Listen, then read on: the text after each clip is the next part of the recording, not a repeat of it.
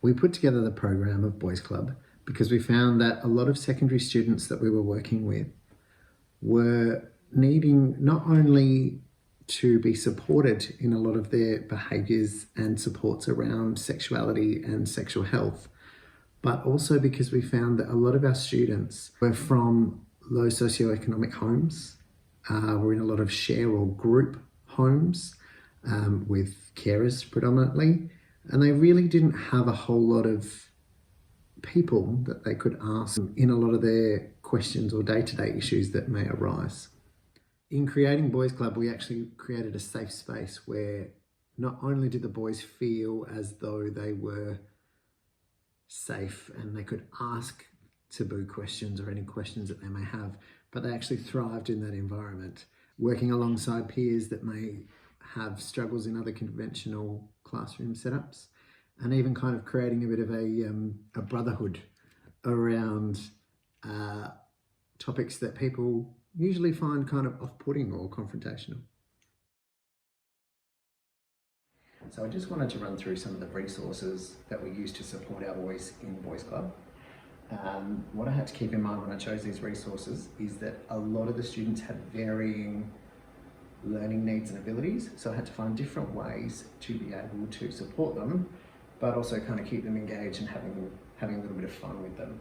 So one of our hits, I guess you can say, was when we were doing the puberty topic, and that centered around obviously body change and the different ways that the body changes during puberty. I used my friend over here and we designed a bit of a pin the tail on the donkey kind of scenario in which students paired up and they blindfolded each other. And then we used a seesaw, which is a type of plant fibre, which looks and feels very much like human hair. The best part about this is it doesn't matter where you actually pop your hair on,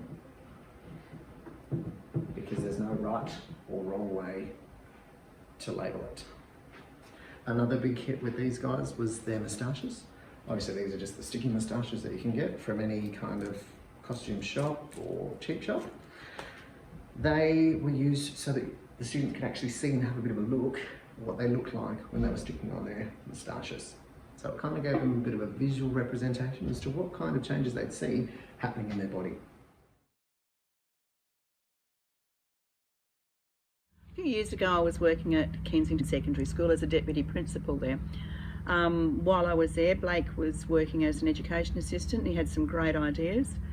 Mainly we worked with the senior school, so we had a class of testosterone-filled boys, and there was a need there for a bit of education in certain areas. We approached Blake and asked him if he'd actually mind running a boys club with the senior boys. So this started with the year 10, 11, 12 kids, and Blake would run a weekly session on boys stuff, hygiene, sexuality came into it. Also there was a suggestion box where if boys didn't feel comfortable, could actually write it down on the question box and anonymously put it into the box, but provided an honest answer, which is what they needed. And then it began that the younger group, years 8, 9, 10, they also wanted to become involved and have a club of their own, so they actually joined. So we had all of the males in the upper end of the school and the lower end of the school engaging in appropriate social behaviours, appropriate friendships, what to do if you get into trouble, safe relationships, cyberbullying, we get what was appropriate, inappropriate. A little while after this, the girls decided that they wanted to do a girls club, which wasn't a bad idea either. I think the boys club still continues to this day on what started with Blake and a few boys in a classroom at school.